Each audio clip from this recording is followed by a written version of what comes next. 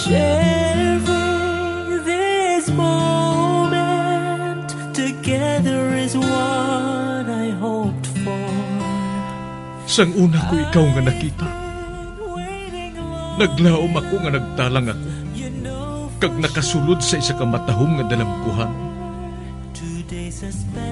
Ikaw ang babae nga madugay ko nga ginapangita kag ginahulan. Nagpangako ka nga kamatayo lang ang makapabulag sa imo kag sa ako. Apang karon, ina lang ang masiling mo. Sorry. Nga. I am so sorry. Okay, just go. Apang hindi na magbalikin. Hindi mo ako makita nga nagahibik. Bangod ang akong mga luha. Ari lang sa sulod sang akong dugang. Apang ko magabot ang tiun nga pahibiun kanila. Magbalik ka sa ako. Ari lang ako diri. Kag nagahulat gihapon sa imo. Argay! Gintampa mo ako? Akig ka kay ginalukan ko ikaw? Torpe. Sorry pero I love you. Promise. Kadamos ang tsansa ang ginhatag ko sa imo para halukan mo ako. Tapos, isa lang masarangan mo? Torpe. Mga tinaga nga masakit, masubo, masadya, nga halin sa mga lamharon nga kasing-kasing nga nagahigugma. Initanan makita naton sa mga pinanidlang sang isa ka diary. Kagini, hatagan naton sang kabuhi diri sa aton palatuntunan, Dear Diary. Dulot sa inyo sang Bumbo Radio. Basta Radio Bumbo. It's a special day, my love.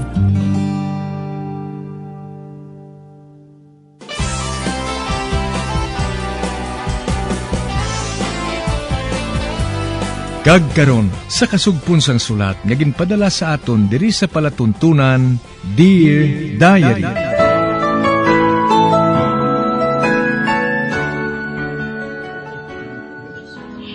Dear Diary, bahin sa nagligad, nakita ni Sander nga malipayon si Toby sa luyo ni Roxanne. Apang akig siya sa utod, tungod na tuntuhan ko no ini ni Roxanne.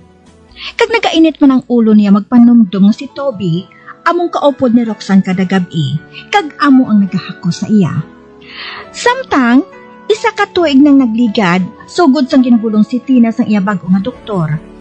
Apang wala gihapon sang alibyo. Gani naghambal si Dan, nga kung pagligad sang pila ka bulan nga wala gihapon mag-ayo si Tina, ibalik siya sa iya daan nga doktor.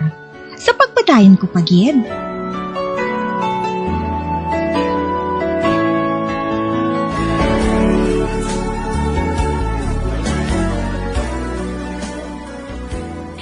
Dan, nakita ko nga hindi maayong mudo mo sining pila ka adlaw nga nagligad. May problema ka bala?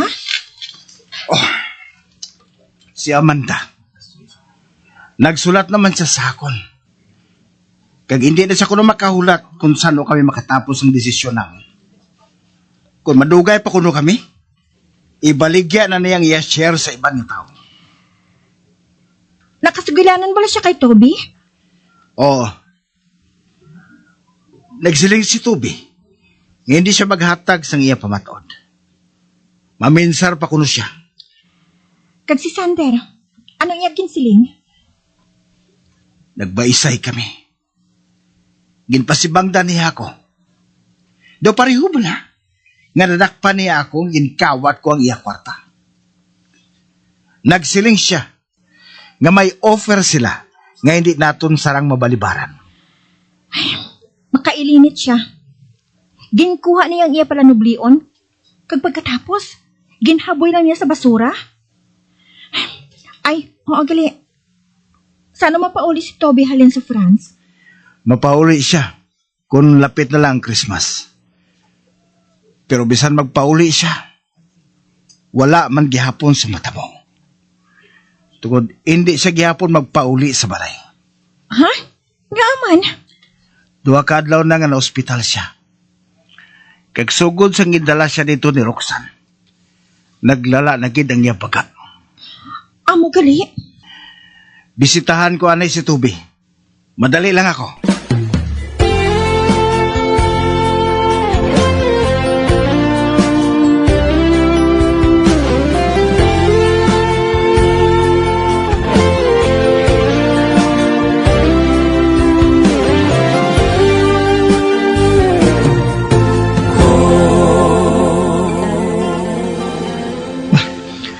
Si Dan ang nagsulog ini sa akong hulot sa ospital.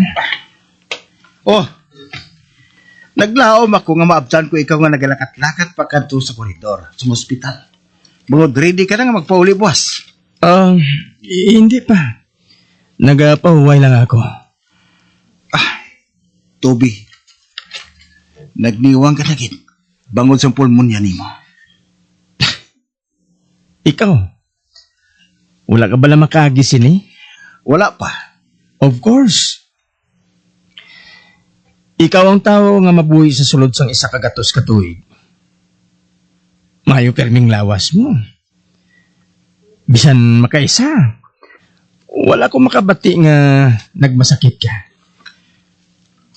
Oh, may problema ba na? Wala. Nagkatula ako diri para nga makita ka.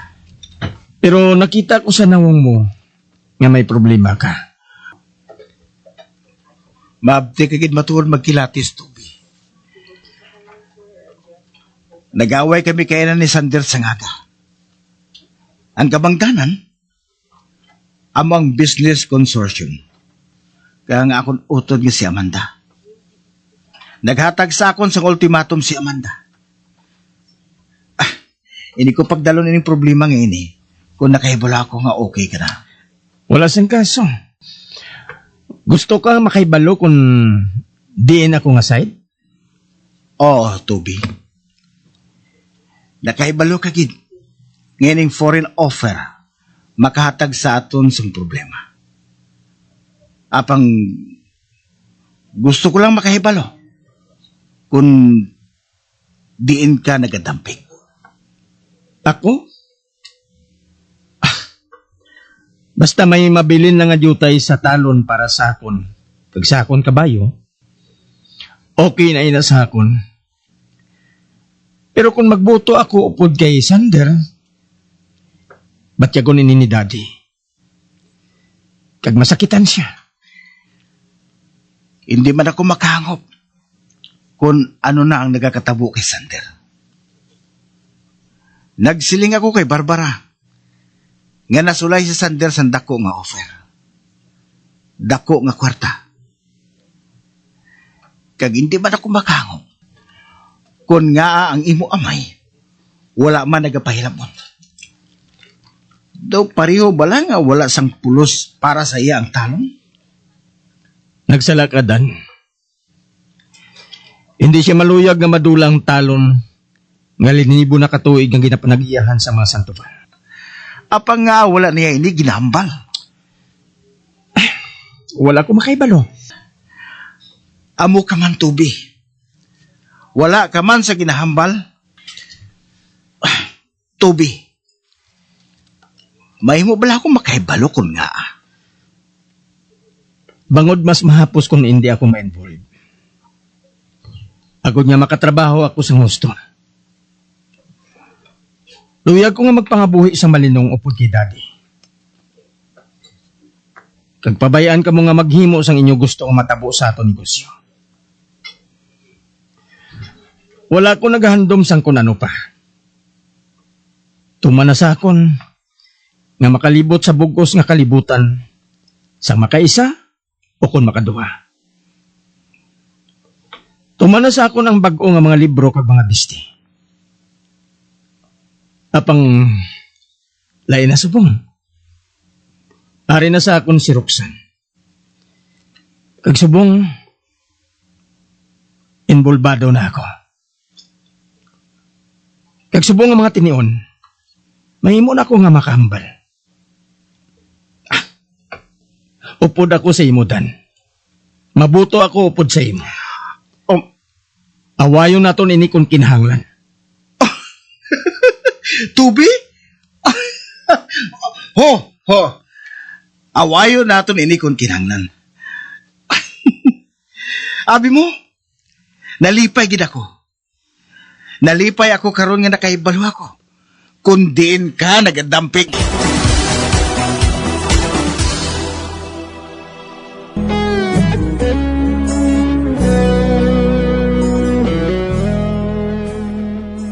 Duaw ni Dan si Toby sa ospital. Kag nakahibalo si Toby nga may problema si Dan, ganigin pamangkot niya kung anong problema sini.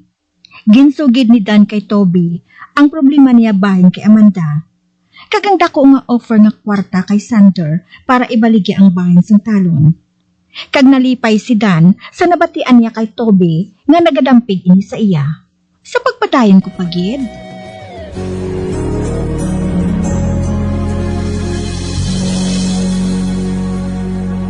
Kinahanglan na nga mag-meeting kita kay Sander.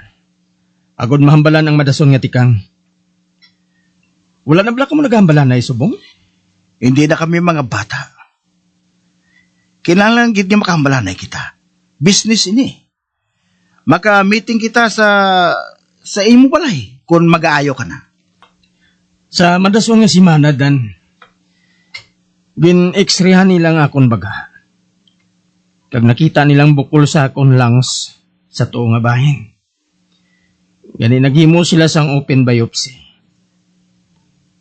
Ang pathologist nagbalik dayon. Kag insugid ang result. Cancer. Cancer? Oh my God. Nag-abot ang doktor nga may dala nga pulmonary specialist. Kag nagsugilanon sa akon. Kuwaon niya nga akon baga. Toby? Nagsiling ako. Nga gusto ko nga mahibalaan ng kamaturan. Hindi lang gali sa baga ko naglapta ang kanser.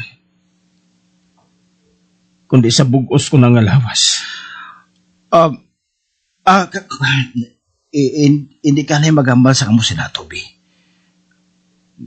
Madamo na sang nagakatabo nga mo sina.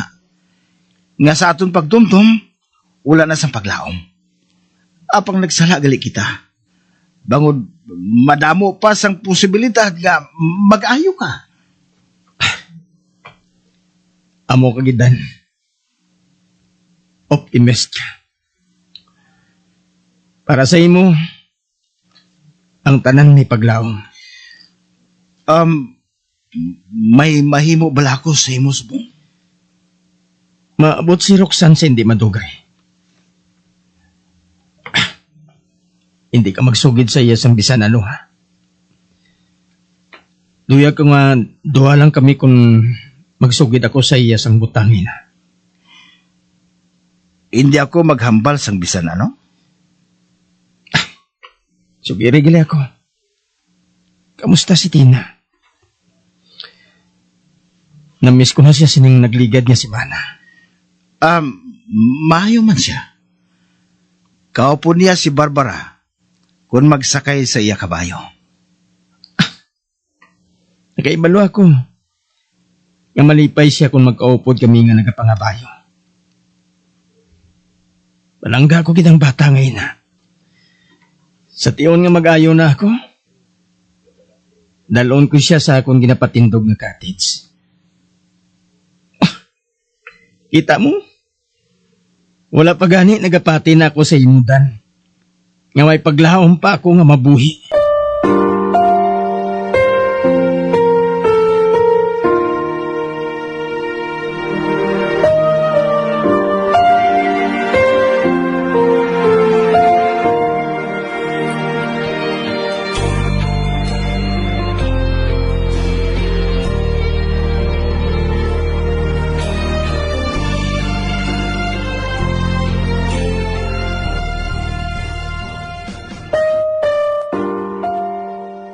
Dos sa hindi ako makapati.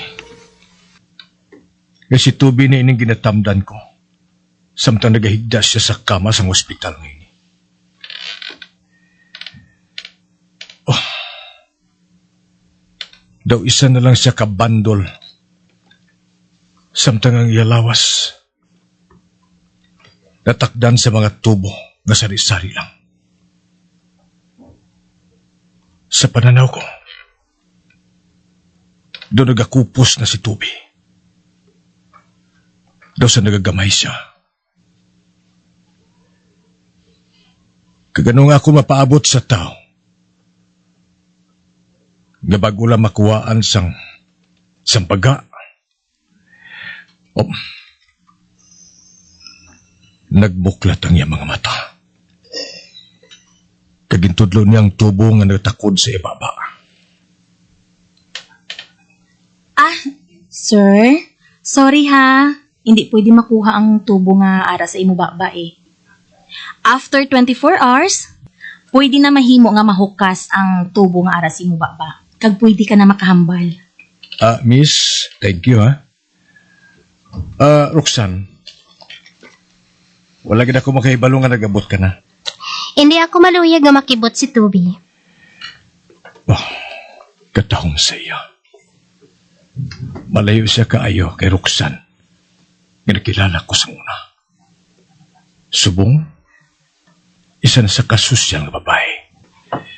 Refinado na siya magulak. Madasig siya magtuon sa kabuhi sa mga sosyal. Madasig kayo. Okay. Makaluluoy man si Tubi. Naluoy gid ako sa iyo. Oh, ginbutang ni Roxanne ang yatudlo sa botko ni Tubi. Tudlo nga napunihan sa nagabadlak nga dayamon. Wala sina si Happy. Apong nakaibalo ako. Mahal ang dayamon ngayon na.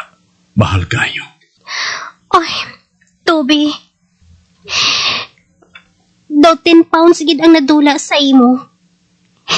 Pero kung makagwa ka na diri sa Lunes, kag kung dito ka na sa balay, patambukon ko ikaw. Dalan ko ikaw sang pagkaon. Kuntugta nila ako nga buhaton ina. Magwa sa Lunes? Sino nagsiling nga magwa na sa Lunes? Ang doktor. Oh. Ano? Oh. Magwa ko. Makigambal ako sa iya. Hindi na kinahanglan. Nakasugilano na ako kay doktor. Ako ang asawa ni Tubi. Kag ako naman ang utod ni Tubi.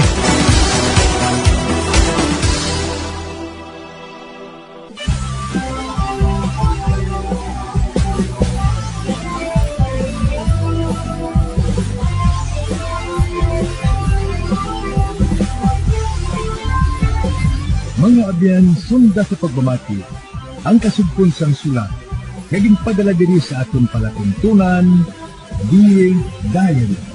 Padamo gid nga salamat. Basta Radio Bumbum.